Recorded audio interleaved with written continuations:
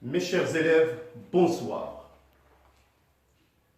Une grande joie, heureux de vous retrouver. Alors cette fois-ci, je vais m'adresser particulièrement à nos étudiants du première année du baccalauréat. Parce que je vais lancer une série de capsules traitant le programme en français de cette année. Je vous ai promis, donc, chose promise, chose due. Alors, je vais essayer de ma part de partager ma modeste expérience et j'essaierai de tirer profit des années que j'ai partagées avec mes étudiants en étudiant, bien sûr, cette langue. Je le sais, je suis conscient. C'est une matière qui est très difficile pour la majorité de nos étudiants. Comment faire? On n'a pas le choix. Il faut toujours essayer. Apprendre. Toujours essayer d'apprendre. Pour réussir cette matière, et même d'autres matières de langue, ayez la capacité d'écouter. Il faut vraiment le sens de lui, vous allez certainement le développer plus par rapport aux autres sens de l'organisme. Parce que l'écoute permet d'apprendre, de s'engager de plus en plus pour améliorer votre niveau. Alors, ma devise, certainement que vous allez certainement la découvrir, il n'y a pas d'impossible. L'impossible chez nous n'a pas de place. Je peux dire qu'une chose est impossible quand je ne prends pas l'initiative d'essayer. Mais si vous prenez une telle décision, rien que d'essayer, vous allez vaincre certainement cette incapacité en vous. Alors, pour cela, je vais essayer, par une série de capsules, de traiter, bien sûr, le programme de cette année, comme vous le savez, à savoir, vous avez 3 modules. La boîte à merveilles, Antigone et le dernier jour d'un condamné. Mes chers élèves, je sais, et là d'ailleurs je l'ai mentionné comme introduction, parce que certainement ce sont des questions que vous posez. Le but pour chaque étudiant et étudiante, c'est réussir l'examen régional en français, bien sûr en fin d'année. Est-ce que vous voulez que je vous dise le secret? Comment le faire? C'est très simple. Soyez homme de volonté. Il faut se décider. Il faut vouloir. Et pour vouloir, il faut s'engager sur la route triomphale qui va vous emmener certes vers le succès. Que ce soit en français, en arabe et partout. Même au cours de votre parcours, bien sûr, de jeunes à la recherche ou à la quête d'un bel avenir. Croyez-moi, soyez homme de volonté. Et un homme de volonté, c'est un homme qui sait vouloir. Bien sûr, hommes et femmes. Alors, pour mieux comprendre les œuvres au programme, comme je vous ai dit, la boîte à merveille, Antigone, le dernier jour d'un condamné. À travers mes capsules, vous allez trouver des résumés. Nous allons tous, ensemble, moi et vous, bien sûr, faire des résumés de chaque chapitre. Vous allez revoir la vidéo, écouter, réécouter. Alors, chaque vidéo, vous allez certainement le découvrir. Elle est conçue pour vous aider à mémoriser l'essentiel du programme. J'ai tenu vraiment à marquer ces notes pour vous. Prenez-les comme une feuille de route. Alors, je sais que, et comme vous le savez aussi, dans la première année du baccalauréat, l'évaluation des acquis, des connaissances vise deux composantes importantes qui vous attendent vers la fin de l'année. C'est-à-dire l'étude du texte et la production écrite. Comme vous le savez, la durée de l'épreuve, elle est de combien? 2 heures. Bien sûr, la première partie est notée sur 10 points. La deuxième partie, elle aussi, est notée sur 10 points. Alors, qu'est-ce qu'on attend de vous concernant l'étude de texte? Je l'ai marqué, bien sûr. L'étude de texte permet de vérifier si l'étudiant ou l'étudiante est capable de comprendre, d'analyser ce qu'il lit et en même temps de réagir aux questions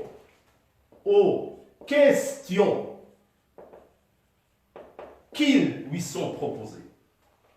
Donc, vous êtes obligé d'acquérir une manière de comprendre les situations dans chaque texte. Bien sûr, je n'ai pas marqué la deuxième partie concernant la production écrite, mais tout simplement, la production écrite permet d'évaluer la capacité de chacun de vous de produire, d'écrire un texte, mais un texte du genre argumentatif. Bien sûr, ce texte argumentatif doit être conçu, écrit dans une langue correcte. De ma part, comme je vous ai dit, je vous promets que nous allons réussir, je dirais, cette étape. Et certainement, ça sera pour vous un nouveau élan, un départ pour mieux améliorer votre niveau. Parce que, à partir de cette année, l'année d'après et dans vos études supérieures, pratiquement, la plupart des matières, vous allez certainement les étudier en français, sauf pour d'autres personnes qui vont choisir d'autres langues. Bien sûr, moi de ma part, vous n'allez pas faire qu'un effort en étudiant la langue française. Aussi, il faut mettre tous les moyens de vos côtés aussi pour améliorer notre langue d'arabe, de s'exprimer. Vous allez certainement même remarquer que j'essaierai dans mes vidéos en arabe de choisir un langage très simple. Alors pour cette raison, mes chers élèves, j'aimerais bien que vous reteniez ce petit devise. L'homme de caractère est celui qui fixe un but raisonnable. Ne cesse de le poursuivre tant qu'il ne l'a pas atteint. Alors sans trop tarder, nous allons bien sûr commencer par l'étude du premier module, bien sûr, la boîte à merveilles. Alors donc, comme je vous ai dit, nous allons aborder le premier module, à savoir la boîte à merveilles. Alors, la boîte à merveilles, nous allons bien sûr commencer par la présentation de l'auteur et de son œuvre. Alors, le titre, comme vous le savez maintenant, c'est La boîte à merveilles, qui a été publié en 1954. Le roman a été écrit en 1952. Bien sûr, le nom de l'auteur, c'est Ahmed Sfriwi, considéré comme le fondateur de la littérature maghrébine d'expression française. Il est né en 1915 à Fès, il est mort en 2004. C'est un grand monsieur qui a vraiment contribué à valoriser une image du Maroc dans les années 20. Le genre du roman, c'est un roman autobiographique. Bien sûr, Ahmed Sfriwi, il a écrit d'autres romans. Je cite, par exemple, Le Chapelet d'ombre en 1949, La maison de servitude en 1973, Le jardin des sortilèges. Alors, mes chers élèves, cette partie-là, impérativement, si vous avez à traiter la boîte à merveilles, c'est vraiment pratiquement la première question qui vous sera demandée. En général, il est noté sur 1 point. Donc, en particulier, vous êtes censé connaître l'auteur, la date de naissance, quand est-ce qu'il est décédé, c'est-à-dire mort, le genre du roman et éventuellement 2 œuvres ou 3 œuvres à connaître. Alors maintenant, nous allons passer pour un petit peu parler de la boîte à merveilles. Parce que comme je vous ai dit, les autres capsules, nous allons prendre l'analyse de chaque chapitre et bien sûr tirer des conclusions et faire des résumés. Alors la boîte à merveilles, c'est un roman autobiographique.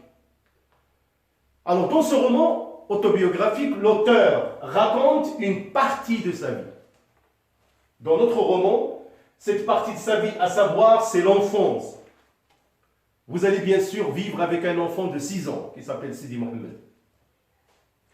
Alors l'auteur, qu'est-ce qu'il a fait? Il a tout simplement l'auteur effectue un retour sur son passé.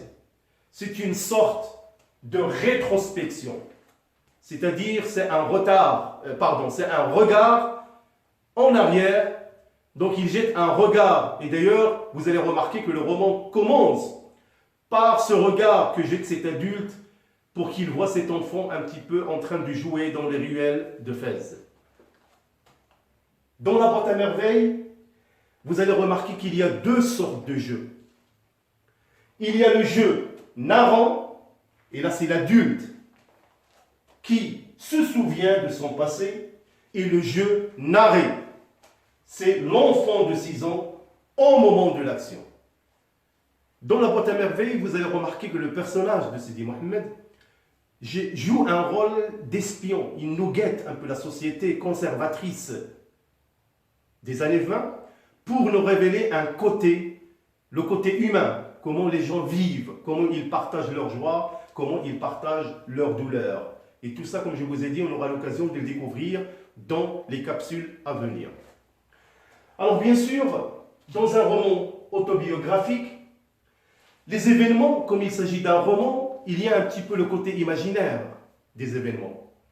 Parce que nous allons certainement découvrir à travers les histoires de Sidi Mohamed un monde un petit peu mystérieux, un monde fabuleux, un monde mythique. Il nous parle de ses princes charmants. Il nous parle tout simplement de sa boîte à merveilles dans laquelle il trouve son monde à lui, que nous allons bien sûr le découvrir ensemble. Alors pour cette raison, il faut seulement faire la différence entre un roman autobiographique et une biographie. La biographie, c'est un récit de vie, mais vraiment qui se base sur des événements véridiques. Alors qu'un roman, on peut enrichir ou meubler ce roman par des événements imaginaires. Alors pour cette raison, nous allons sans trop tarder passer à la 3e partie pour découvrir la structure de la boîte à merveilles. Alors donc, comme je vous ai dit, nous allons étudier la structure de la boîte à merveilles.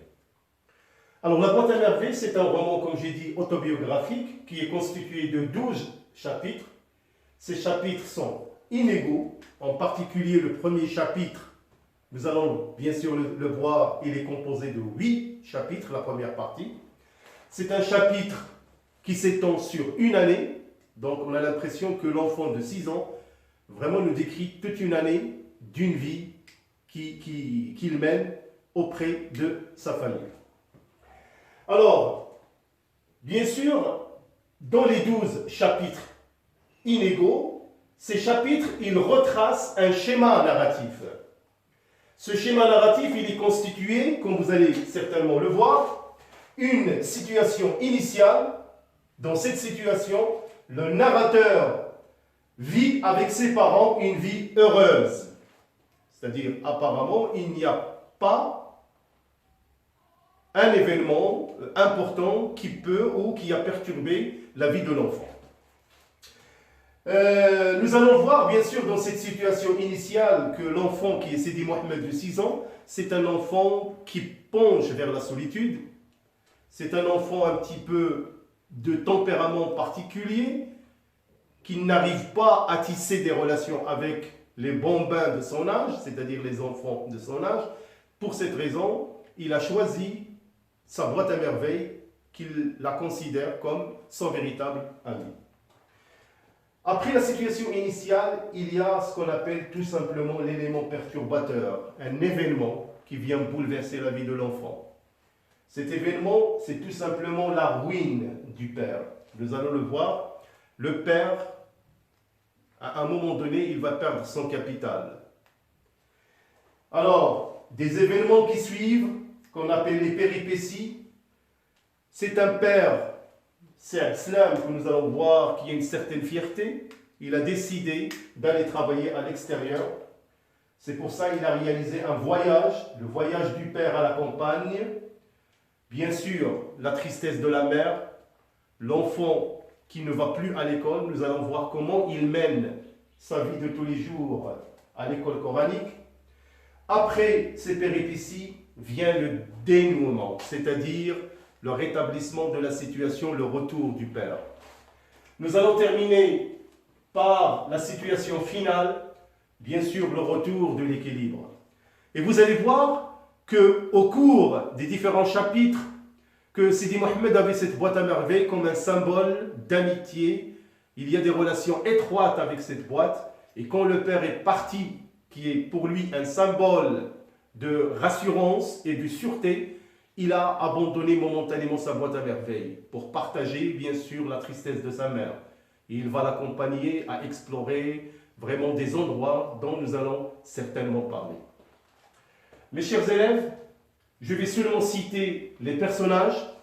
Dans la prochaine vidéo, on en parlera. Dans les personnages, on trouve les personnages principaux. Il y a Sidi Mohammed, l'enfant de 6 ans. Il y a Saad Islam, qui est le père. Et Lalla Zobida, la mère de Sidi Mohammed. C'est un enfant unique pour cette petite famille. Les personnages secondaires, il y a la Chouafa Kinza, qui est la propriétaire, la locataire, parce que nous allons voir que cette femme, dans sa maison, il y a d'autres personnages qui partagent la maison avec la famille de Sidi Mohammed. En particulier, Rahma et sa fille Zineb. Ce personnage n'est pas aimé du tout de Sidi Mohammed. Et bien sûr, Fatma el-Ziwiya. Lalla Aïcha, un personnage qui est l'ami proche de Lalla Zobida. Nous allons découvrir aussi les événements qu'elles vont vivre ensemble. Il y a Driss el-Ouad, le mari de Rahma. Abdeslam l'épicier, un personnage qui marque beaucoup Sidi Mohammed, nous allons le voir. Le Frère, qui est le maître de l'école coranique, un personnage qui trouble dans un premier temps la vie de l'enfant. Il a un regard dur, il a des yeux qui font peur à tout le monde.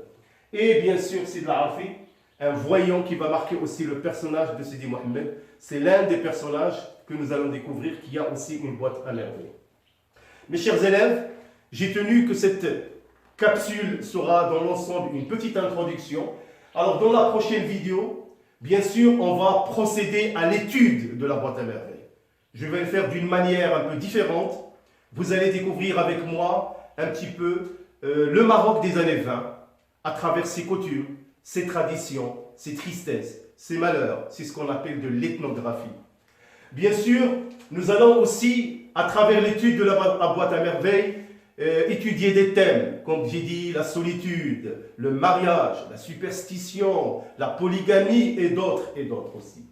Bien sûr, dans la boîte à merveilles, dans ces 12 chapitres, comme je vous ai dit, en parallèle, je vais essayer de faire des petits résumés et vous êtes, comme je vous ai dit, censés pas les apprendre, écouter, les relire et les relire plusieurs fois. Ça vous permettra d'améliorer votre niveau.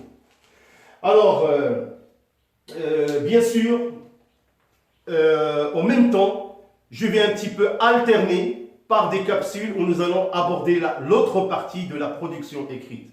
Et comme je vous ai dit, c'est une partie qui est notée sur 10 points et nous allons bien sûr apprendre ensemble à écrire une production écrite, en particulier en utilisant bien sûr des textes argumentatifs. Donc, rassurez-vous, prenez seulement l'initiative, comme je vous ai dit, soyez homme de caractère et homme de volonté. Alors, je vous remercie de votre attention. Maintenant, c'est parti. À la prochaine, Inch'Allah. Bonne soirée.